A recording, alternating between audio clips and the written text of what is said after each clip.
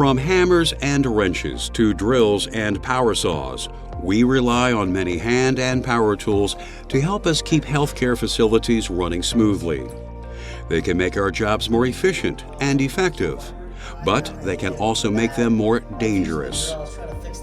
In fact, more than 400,000 people are injured while using power tools every year. And while you might think hand tools are pretty safe, they cause almost 10% of all compensable workplace injuries. So whether you're picking up a tool for the first time or the 100th, you need to know its potential hazards and how to avoid being injured when you're working with them. In this program, we'll discuss the hazards that are associated with different types of tools and what you can do to protect yourself and your coworkers when using them.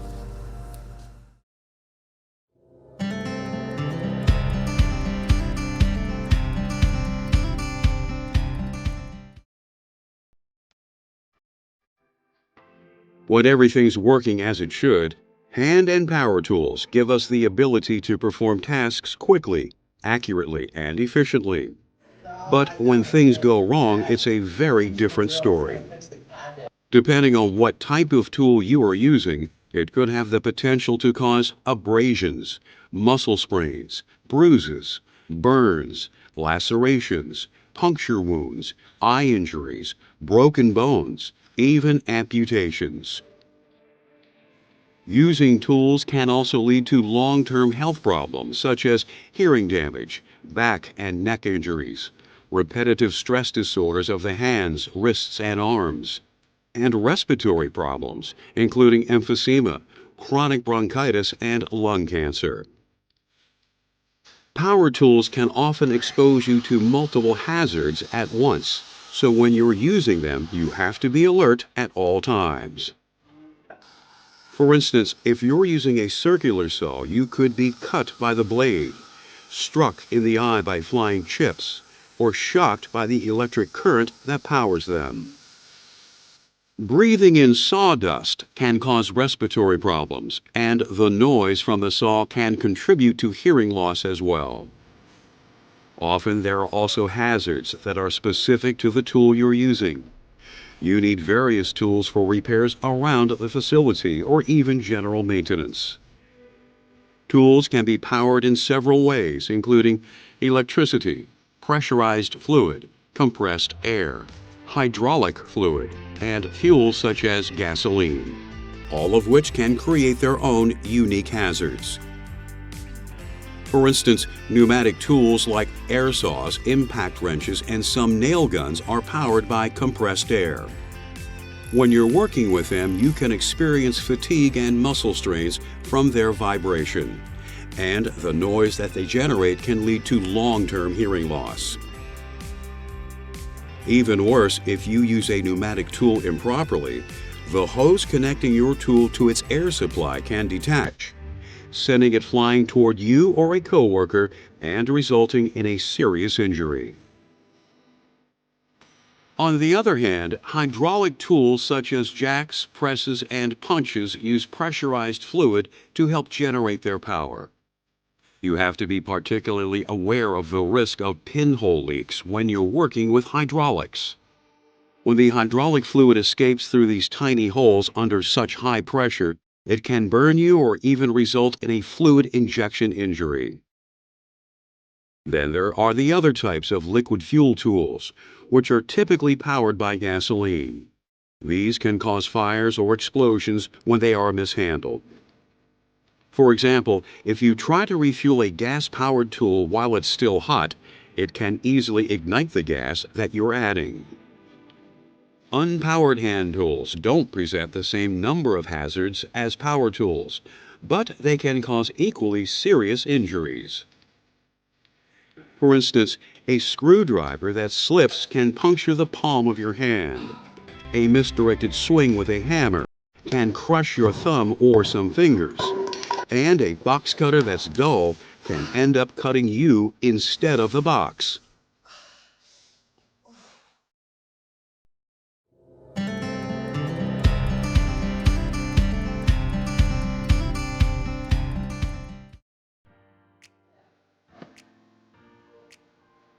There are a number of safe work practices that you can follow that can reduce the hazards that are associated with using various hand and power tools. But remember, safety begins before you even pick up a tool, by making sure that you are prepared to work safely. If you've never worked with a tool before, make sure that someone who has walks you through the process before you use it. It can help to have them supervise you through your first time too. But being physically ready is only half the battle. You need to be mentally prepared to work with potentially hazardous tools too. You have to be fully focused on what you're doing. So if you're distracted or upset, take some time to cool down and collect yourself before you begin. And never use hand or power tools when you're under the influence of substances such as alcohol or illegal drugs either. They dull your senses and impair your ability to work safely. Prescription and over-the-counter medications can have the same effect. If you need to use medication for an illness or injury, notify your supervisor. To use tools safely, you need to stay sharp yourself. If you can choose where you're working, look for a well-lit and dry area. This will help you clearly see your tool and avoid potential injuries. It's also important to inspect your tool before you use it. If a tool malfunctions or is faulty, you can suffer an injury no matter how prepared or careful you are.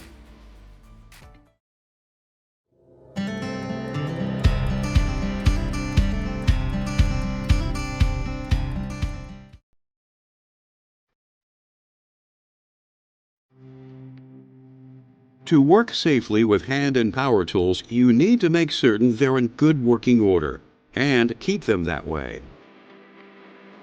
A tool that is worn out or damaged is an accident waiting to happen, so always inspect a tool before you use it.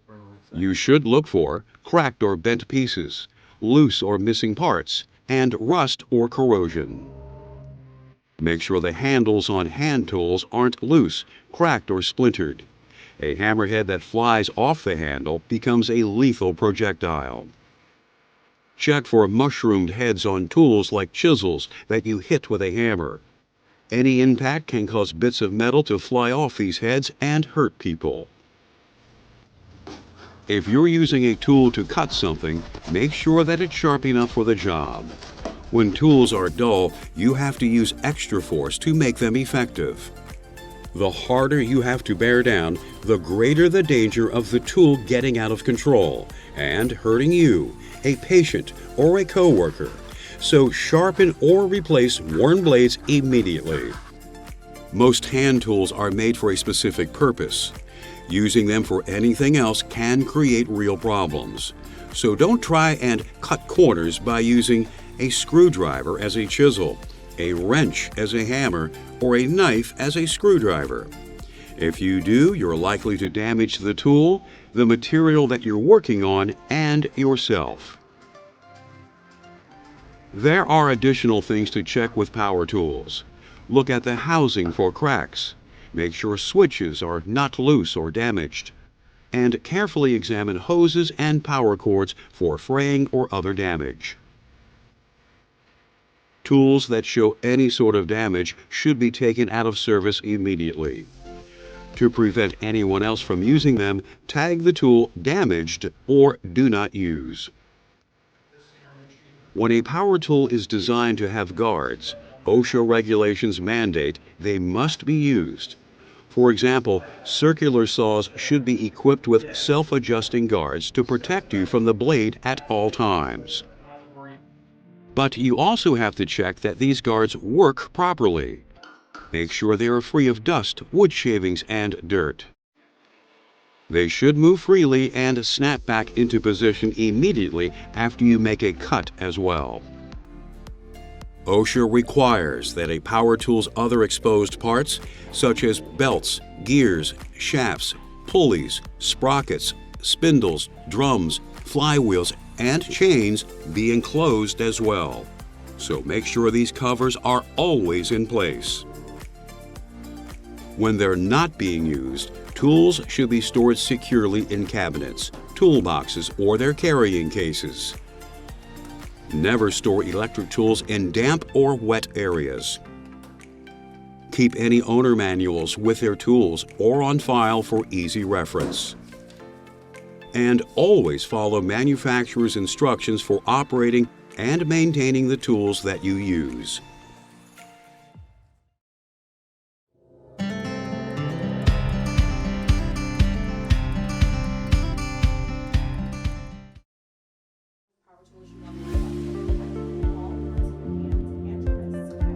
One thing you should always do before using hand and power tools is to put on appropriate personal protective equipment, PPE.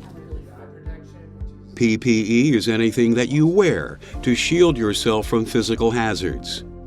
Types of PPE that should be worn while using various hand and power tools include eye and ear protection, respirators, and gloves. Ordinary safety glasses are fine for jobs where there is minimal risk of flying debris, but when the risk is greater, goggles offer a better defense. Some tools, such as grinders and masonry saws, can throw off both fine debris and heavy chunks of material. You can protect yourself from these hazards by wearing a full-face safety shield over your goggles. Sanding, cutting, grinding, and other tasks that produce dust also require you to safeguard your lungs by wearing respiratory protection. Disposable dust masks can do a good job of filtering out nuisance dust. But in an extremely dusty work area or in places where the dust may be toxic, you should wear an air purifying respirator that uses cartridge-type filters. Be sure to use the right filter type for the job that you're doing. Talk to your supervisor if you have questions about which one is best. The noise created by hand and power tools can cause permanent hearing loss, so you need to protect yourself with earmuffs, earplugs, or canal caps before starting work. Always wear a good pair of work gloves while you're using hand tools to protect your hands from cuts, abrasions, and blisters as well. This will also protect any existing cuts from debris or other things that could cause infection. But you shouldn't wear gloves while operating most power tools. They can get snagged on a blade or bit and pull your hand into the cutting edge. Similarly, long hair, loose clothing, watches, and jewelry can also get caught in a power tool's moving parts. So always wear close-fitting clothing, pull your hair back, and remove jewelry before you begin working with a power tool.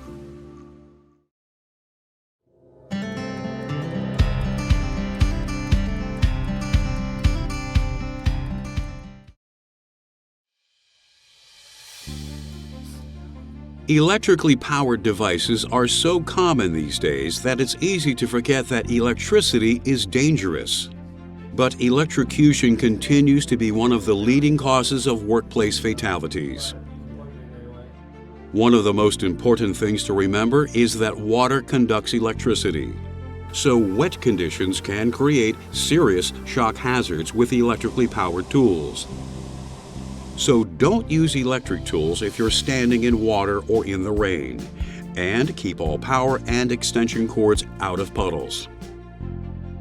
These precautions also apply to electrical tools that are double insulated. Water that gets inside them will create just as serious a shock hazard as with any other electrically powered device. Grounding helps ensure that electricity flows safely through a power tool's wiring. A faulty ground increases the risk that the electricity will jump to the person holding the tool, which can cause shocks, burns, even death. You can check a tool's grounding by using the ohm meter function on a multimeter to measure resistance. A low resistance may indicate a grounding problem. Never bypass a tool's ground by using an adapter to plug a 3-prong plug into a 2-prong outlet. You also shouldn't remove the ground prong from the plug on a tool's power cord. You'll only increase the risk of getting yourself zapped while you're using it. Straining or stretching power cords is something else you should avoid. This can expose dangerous live wires. You can help to prevent this type of damage by pulling on the power cord's plug rather than the cord itself when you disconnect it. Speaking of power cords, be sure to keep track of where a tool's cord is while you're using it. Cutting into a live power cord is guaranteed to be a shocking experience. So remember to always keep the cord behind you and cut away from it. Whenever possible, you should plug electric tools into an outlet that has a ground fault circuit interrupter, GFCI. GFCIs reduce shock hazards by cutting off the power when they sense that there's something wrong with the flow of electricity.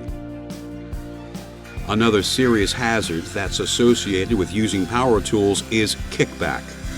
A kickback occurs when a tool's blade or bit binds up in the material that is being worked on, and the power of the motor drives the tool towards you. To prevent kickbacks, securely clamp down the material that you're working on or have someone hold it down so it can't shift unexpectedly. Allow tools to get up to full speed before starting to cut or drill. Keep both hands on the tool for better control. And change directions gradually so the blade or bit doesn't jam in the material.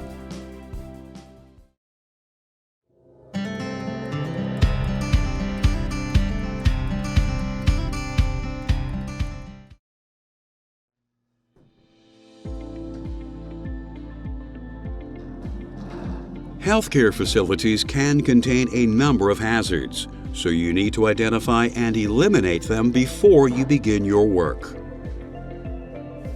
Dimly lit areas can make positioning and guiding a tool difficult.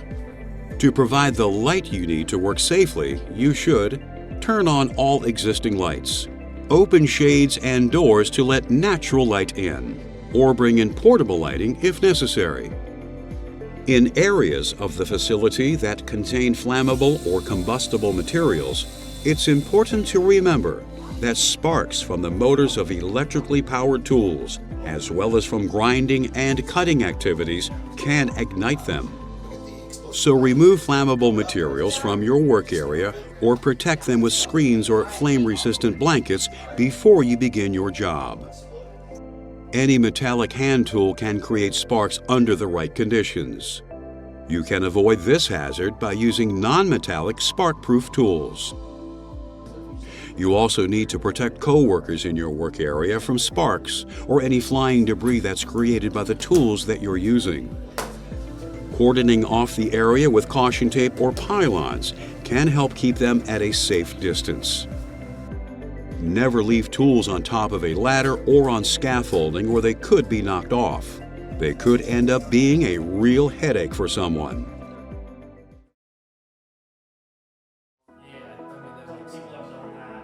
As we've seen, there can be some serious health and safety hazards associated with using hand and power tools. But there are ways you can guard against these hazards and avoid injury. Let's review. Using hand and power tools when they're damaged or operating them incorrectly can result in significant injuries and long-term health problems. Inspect all of your tools before using them and take them out of service if they are damaged. Replace dull bits and blades immediately. Always wear the appropriate personal protective equipment, such as gloves and safety glasses for the work that you're doing. Be especially careful working with electrically powered tools. Never use them in or near water, and know how to check their grounding. Take care to protect yourself and others from any hazards that may be associated with the tools that you work with. Now that you understand the hazards that are associated with hand and power tools, and know the protective equipment and safe work practices you can use to avoid them, You can help to ensure that you, your patients, and your coworkers are safe at the end of every day.